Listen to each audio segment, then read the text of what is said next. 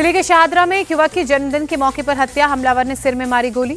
वारदात को अंजाम देने के बाद हमलावर हवाई फायरिंग करता हुआ मौके से फरार हुआ। पुलिस सीसीटीवी फुटेज की मदद से तलाश में जुटी। एयरबस 320 सीरीज के विमानों पर सोलर रेडिएशन का खतरा, सॉफ्टवेयर अपग्रेड के लिए एयरबस 320 सीरीज के 350 विमानों को भारत में ग्राउंड किया जा रहा है। A320 सीरीज के विमानों के अपग्रेडेशन का काम 2 से 3 दिन में पूरा होगा। सोमवार या मंगलवार से उड़ानों के लिए तैयार हो जाएंगे विमान। पश्चिम बंगाल में टीएमसी विधायक हुमायूं कबीर ने फिर विवादित बयान दिया। कहा, अगर 100 मुसलमान शहीद होंगे तो वे अपने साथ 500 लोगों को ले जाएंगे। हुमायूं कबीर ने धमकी देते हुए कहा, बंगाल में मुसलमान 37% हैं और जब तक बाबरी मस्जिद पूरी तरह से उनके पास नहीं आ जाती तब तक वो 40% हो जाएंगे। एआईएमआईएम विधायक माजिद हुसैन ने वाशिम की सभा में बीजेपी और शिवसेना को धमकी दी। कहा, इत्तेहादे मुसलमीन है, बच्चों का खेल नहीं। माजिद हुसैन ने मुसलमानों के अजीत पवार और शिंदे गुट से जुड़ने पर नाराजगी जताई।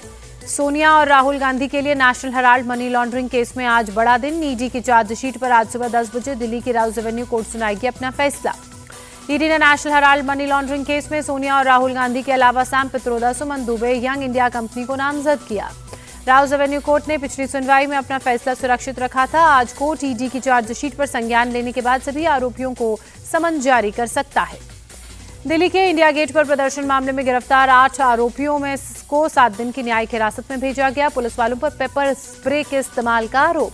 संसद मार्ग थाने के बाहर विवादित नारेबाजी के आरोप में गिरफ्तार 9 आरोपियों को जमानत, 20-20 हजार के निजी बॉन्ड पर जमानत मिली। पीएम मोदी छत्तीसगढ़ के 3 दिवसीय दौरे पर देर रात रायपुर पहुंचे। आज 60वें डीजीपी आईजी कॉन्फ्रेंस में अमित शाह और एनएसए अजीत डोभाल के साथ शामिल होंगे। PM Modi DGP IG conference के समापन समारोह में विशिष्ट सेवा के लिए राष्ट्रपति पुलिस पदक प्रदान करेंगे। स्कूली छात्रों से भी मुलाकात करेंगे। केंद्रीय गृह मंत्री अमित शाह ने 60वीं डीजीपी आईजी कॉन्फ्रेंस का उद्घाटन किया। कहा, अगली डीजीपी आईजी कॉन्फ्रेंस से पहले देश नक्सलवाद की समस्या से पूरी तरह से मुक्त हो जाएगा। बिहार सरकार के मंत्री रामकृपाल यादव ने कहा, राज्य में कानून व्यवस्था ठीक है। पटना में एंटी रोमियो स्क्वाड की तर्ज पर बनाया गया शक्ति सुरक्षा दल। लड़कियों को छेड़खानी से बचाने के लिए महिला पुलिसकर्मियों की गश्त गाड़ियां तैनात। पटना को पूर्वी और पश्चिमी हिस्सों में बांटकर स्कूल, कॉलेजेस, कोचिंग और पार्क जैसी जगहों पर गश्त की जा रही है। बिहार के मुंगेर में डिप्टी सीएम विजय सिन्हा ने विजय जुलूस में फायरिंग हुई। 2 युवक जावेर और हामिद को हिरासत में लिया गया। मुंगेर एसपी के मुताबिक जावेर और हामिद के पास बंदूक जैसा दिखने वाला हथियार मिला। दोनों शादी ब्याह जैसे मौकों पर इसका इस्तेमाल करते थे। पश्चिम बंगाल एसआईआर की बैठक के बाद चुनाव आयोग का टीएमसी को नसीहत। कहा, बूथ अधिकारियों को धमकी ना दें। बिहार सरकार के मंत्री मंगल पांडे ने ममता बनर्जी पर निशाना साधा। कहा, उनकी विचारधारा लोकतंत्र विरोधी है। केंद्रीय मंत्री अर्जुन राम मेघवाल का बयान। बोले, एसआईआर हमारे चुनाव आयोग का काम है जो एक स्वतंत्र और निष्पक्ष निकाय है। आप दिल्ली अध्यक्ष सौरभ भारद्वाज ने संसद के शीतकालीन सत्र पर कहा, एसआईआर के ऊपर चर्चा होनी ही चाहिए। कांग्रेस सांसद इमरान प्रतापगढ़ी का बयान। बोले, एसआईआर के संबंध में पूरे देश में बीएलओ की मौत पर खबर दुखद। इमरान प्रतापगढ़ी ने चुनाव आयोग पर निशाना साधते हुए कहा, चुनाव आयोग को बताना होगा कि उनकी कोई भी प्रक्रिया इतनी जल्दबाजी में क्यों हो रही है। मुर्शिदाबाद के खारग्राम में एक बीएलओ जाकिर हुसैन की हार्ट अटैक से मौत हुई। परिवार का आरोप, काम का प्रेशर ज्यादा होने की वजह से मौत। दीघा प्राइमरी स्कूल में तैनात थे जाकिर हुसैन। सर्वर ठीक के काम से नहीं होने की वजह से काफी मानसिक रूप से दबाव में थे। पूर्व केंद्रीय कोयला मंत्री श्री प्रकाश जायसवाल का निधन। लंबी बीमारी के बाद कानपुर में देहांत हुआ। सीएम योगी ने ट्वीट कर श्री प्रकाश जायसवाल को दी श्रद्धांजलि। पीएम मोदी, सोनिया गांधी, राहुल गांधी ने भी शोक व्यक्त किया।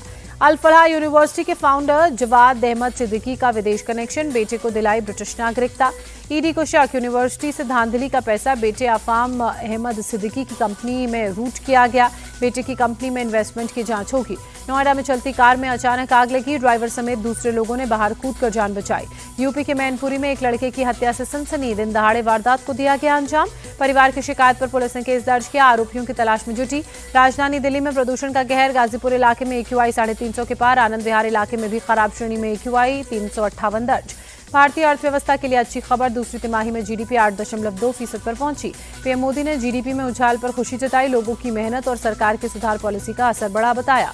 भारतीय विदेशी मुद्रा भंडार में 4 अरब 47 करोड़ डॉलर की गिरावट। 688 अरब 10 करोड़ डॉलर पर पहुंचा विदेशी मुद्रा भंडार। सोने के भंडार के मूल्य में गिरावट की वजह से विदेशी मुद्रा भंडार में कमी। आरबीआई ने जारी की रिपोर्ट।